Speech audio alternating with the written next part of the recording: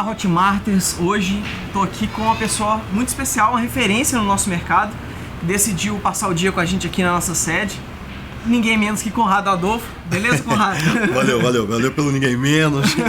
E aliás, baita sede, sensacional. Legal, que bom que você gostou aí. Ele veio com mais uma pessoa da equipe dele, tá passando um dia aqui conversando sobre os projetos novos, que inclusive, não vou falar o que é o projeto ainda nem nada, mas que é de uma escala global, vamos dizer assim.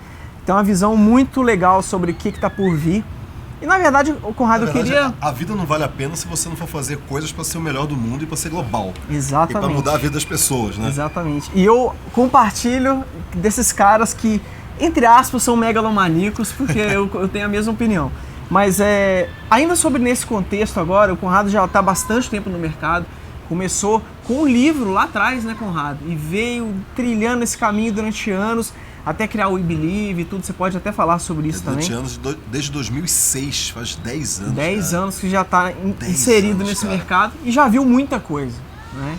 E dentro de tudo isso que está acontecendo aí, o pessoal falando de crise, mas ao mesmo tempo o nosso mercado tem se mostrado uma coisa diferente no meio dessa crise toda, e você está acompanhando isso há bastante tempo, está vivenciando esse momento agora. Como é que você está enxergando tudo isso, esse contexto todo, para as pessoas que às vezes estão olhando meio de fora, meio que não entendem o que está acontecendo, será que vale a pena, será que não vale a pena? Como que você está enxergando esse mercado no contexto que a gente está hoje aqui no Brasil? Tá, a primeira coisa é a gente definir o que é crise, né? Crise é uma situação não esperada por um determinado grupo ou pessoa. Então, se eu quero, por exemplo, sol e chove, tem uma crise ali. Eu estou num contexto não esperado. Só que, para quem vende guarda-chuva, a chuva tá ótima. Então, para eles não tem crise. Para eles estão torcendo que chova, porque eles têm um monte de guarda-chuva lá. Então, crise é contextual e é com relação a uma pessoa em um contexto.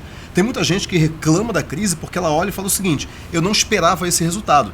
Eu achava que a economia ia ter 3% de crescimento e está diminuindo 2%. Então, para mim, que tem uma empresa que exporta, sei lá, o que importa, né?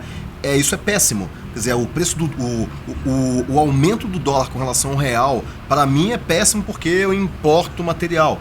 Sim. Só que o que as pessoas não veem é que, como existem outras pessoas que olham nesse contexto e falam, cara, para mim é ótimo que o dólar suba porque eu vendo aplicativo nos Estados Unidos e eu vendo em dólar. Então existe oportunidade, porque tem gente que ganha dinheiro. Então não existe situação ruim ou boa. O que existe é em qual posição que você está no contexto.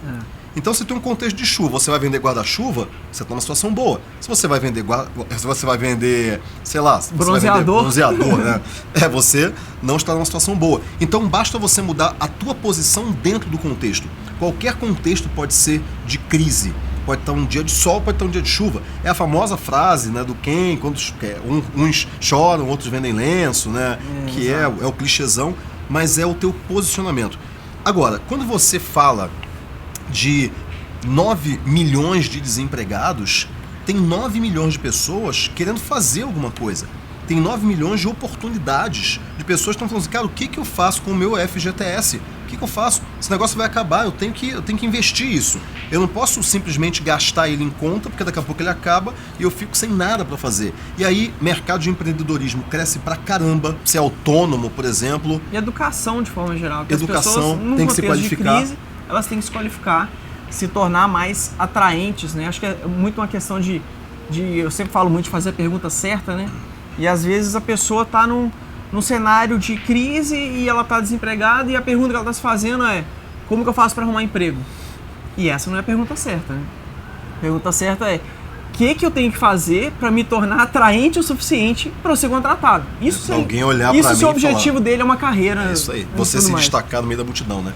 Então, o que eu acho de crise é: se existe uma crise que é um resultado não esperado, de um contexto que você não queria, muda o teu posicionamento nesse mesmo contexto. O contexto é uma conjuntura. Assim, o dólar está a 4 e pouco e é isso aí, ponto. É um fato. O que você vai fazer diante desse fato? A não vitimização diante de uma situação não esperada, ela é crucial para que você aceite. Você não muda aquilo que você não aceita. Porque você não muda aquilo que você não enfrenta. O que você não aceita, você não enfrenta. Eu não sei ler, mas está tudo bem. Não está tudo bem, você não sabe ler, você tem que aprender a ler. Então, primeira coisa, você tem que aceitar. E aí, a partir do momento que você aceita, você parte dali. Aceitei. Esse é um novo contexto. Uma coisa que eu falo, o que é estratégia? Estratégia é você analisar os teus recursos internos, analisar o ambiente externo e casar essas duas coisas da melhor maneira para que você atinja um objetivo. Então tem recurso interno, ambiente externo e objetivo. Pronto. E aí, de repente, a pessoa fala, eu não tenho dinheiro. Cara, então se você não tem dinheiro, você não tem esse recurso. Se você não tem esse recurso, você não vai contar com ele. Então, na situação de crise, você tem que contar com os teus recursos internos, aquilo que você tem que contar com aquilo que existe de contexto e com o teu objetivo, que é arranjar emprego, quer ganhar mais dinheiro. Então não existe crise, existem posicionamentos diferentes que podem se aproveitar daquele contexto ou não. Perfeito. E assim, dado esse cenário todo, uma coisa que a gente tem observado, até porque a maior parte do nosso mercado especificamente acaba passando de uma forma ou de outra por nós, né? E a gente observa que mesmo no cenário de crise, muitos produtores, muitos afiliados conseguem se desenvolver e desenvolver rápido, né? Então isso assim, é um ponto fora da curva, né? Isso deve muito ao que eu falei, nosso mercado está tangenciando muito ou até fazendo muita interseção com o mercado de educação, né?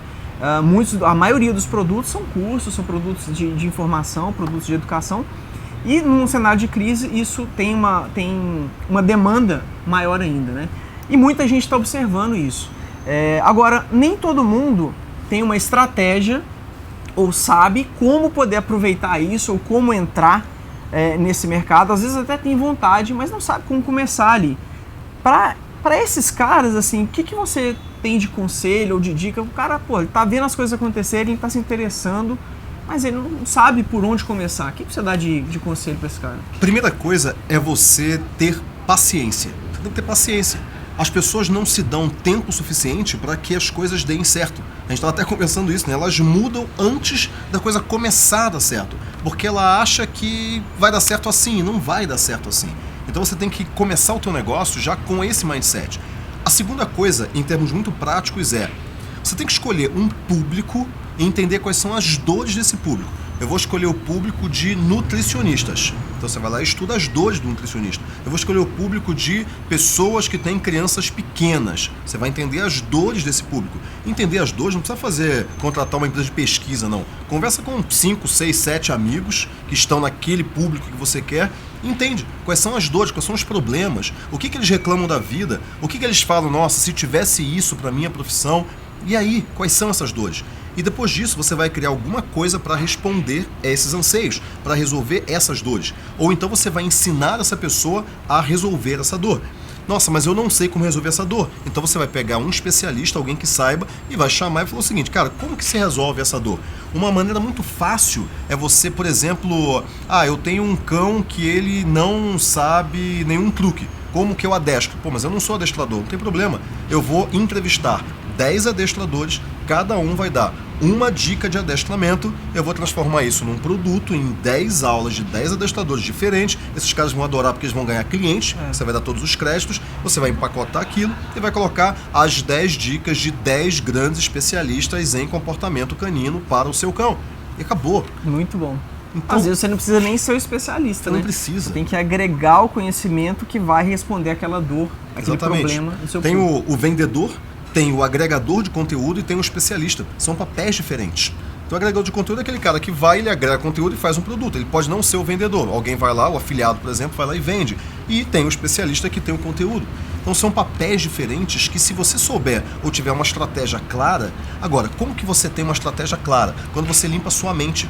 Quando você tem muito barulho mental, quando você está muito confuso diante da quantidade de informações que você vê, você não consegue acalmar a mente. Se você não acalma a sua mente, você não consegue ter uma visão clara do mapa.